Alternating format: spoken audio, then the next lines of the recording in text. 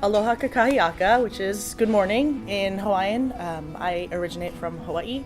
I am the daughter of Malcolm and Sylvia Chang, the sister to Sean and Malia Chang. Well, Malia Miko now. Baby sister got married a year ago. I come from the island of Hawaii, and I moved here as a child, but I still have really deep roots in the islands. I come from Oceania, Pacific. Like Wendy said, my name is Dani. I've been at Green River for 18 years, if you don't count the years that I was a student. As a student, I went to Kentwood High School, so I was kind of homegrown in this Kent area, and came to Green River to be in the leadership program. So what you know now as the CLEO leadership program, it was Lead and Earn when I was a student in the mid-90s, and got as involved as possible, played varsity volleyball, played varsity basketball, and really started to connect with cultures, languages, people that I hadn't experienced previously to my time at Green River. And so when my time at Green River was coming to an end, Jason Schaefer, who was an advisor, IP was structured differently then. He was sort of in charge of the Nordic region. And he was like, hey, do you want to go to Sweden? And I was like, sure. For what? And he, we worked with Mike McIntyre as well, and decided, like they had decided on the front end that, to start the sister school relationship. And at the time I thought, I'm sort of like a guinea pig, right? So you're just going to send me over and I'm going to do something over there. And ended up being there for about 7 months, and probably was the greatest learning experience of my life. I was 20. I'd never traveled abroad before other than to Canada. I went to Expo 86. Anybody? Yes. Anybody go to Expo 86? Filled my passport with all the stamps. And, went over with little to no understanding of the Swedish language, the culture, and a lot of stereotypes. They're all tall, they're all tiny and blonde, and they aren't going to really speak English. And I really didn't do my homework and ended up there and wanted to come back after 2 weeks.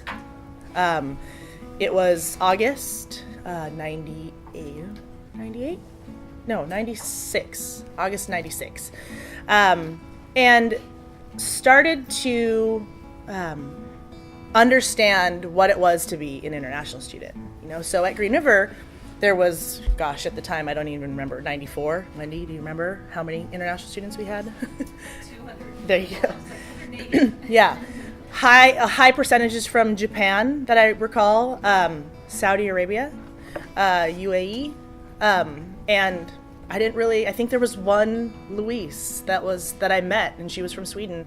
And I started to understand what it was to feel homesick, to feel like my culture doesn't connect with this culture because they're so vastly different. And thinking, I don't want to be here. 2 weeks. I don't want to be here. I didn't have a support system in the school that I needed and wanted as a support system, like how I was framed of understanding what it means to provide support to students like that I got at Green River, and how to navigate my way. And, there's calls home and emails home like, I hate it here. I don't want to be here. I'm not going to go to class. And then started to go down the path of not going to class. I don't think Wendy and everybody else knows this, but wasn't really going to class and was just trying to connect to the culture and the people before I felt like I could be successful in a classroom. So I joined the international committee. I started to meet people in the community.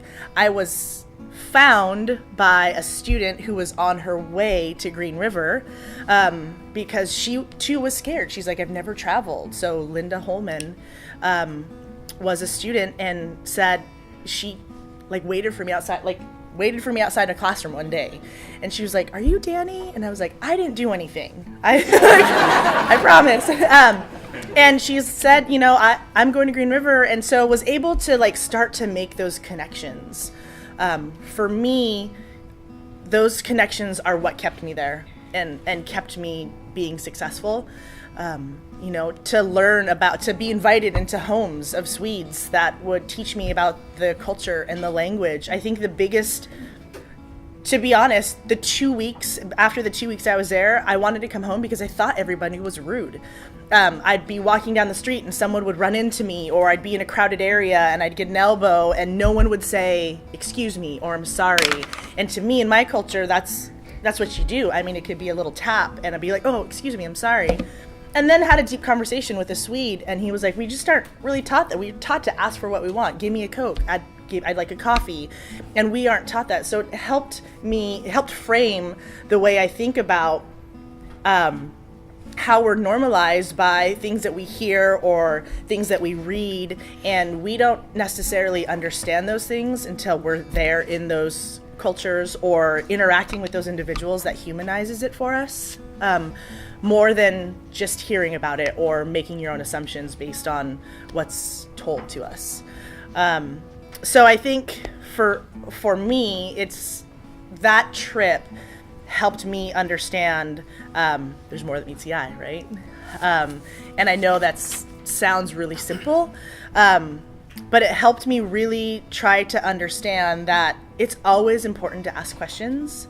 It's always important to understand from a different perspective in order to really well-roundedly frame your own perspective. The 3 questions that we were asked is like, why is international exchange or travel important? How has it influenced professionally and socially, and how has it framed your local and global involvement?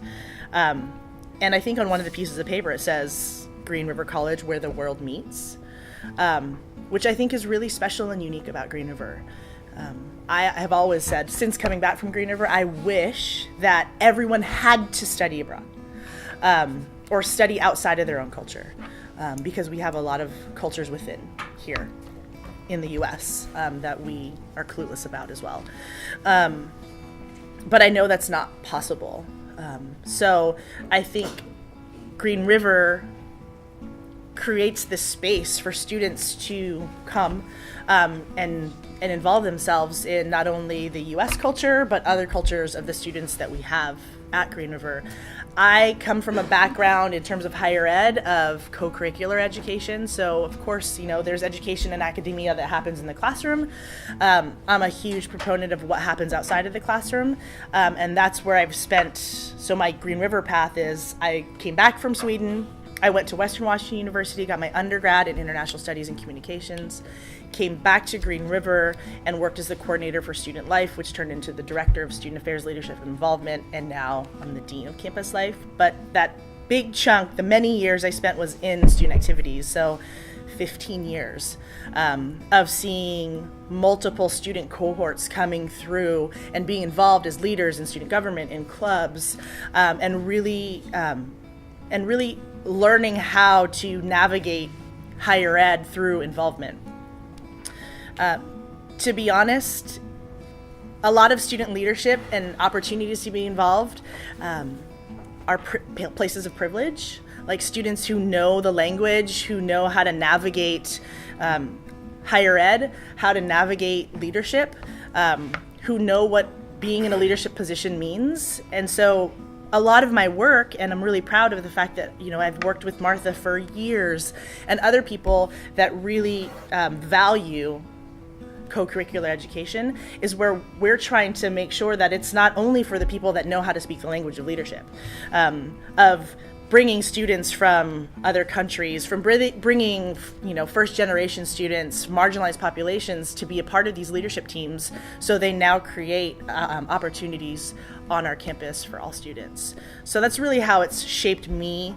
My experience of traveling abroad, going, in my master's program and kind of pitching ideas to Wendy and Nancy and Stephanie was like, "I'll take you." And I went to, Korea with Stephanie, and it was amazing. I've done recruit trips for Ross in Shanghai and Hong Kong, I think. Where's Ross? Yeah. So I've had a number of opportunities to travel abroad as a student to travel abroad doing work, and to travel abroad as for fun. And all of those really help me humanize what other cultures are like. And I tend, my style of traveling abroad is not necessarily the safest. I love to get lost in cities and take a card of where I'm staying, and if I don't know how to get back, try to find a taxi and say, I live here. But it really has broadened my scope of the world, and the differences and how it shapes my narrative as I progress through life and interact with people that are very similar to me and very different than me. So I don't know if that kind of hits on what you were wanting, but happy to answer questions at the end once everyone. Thank you, Dani.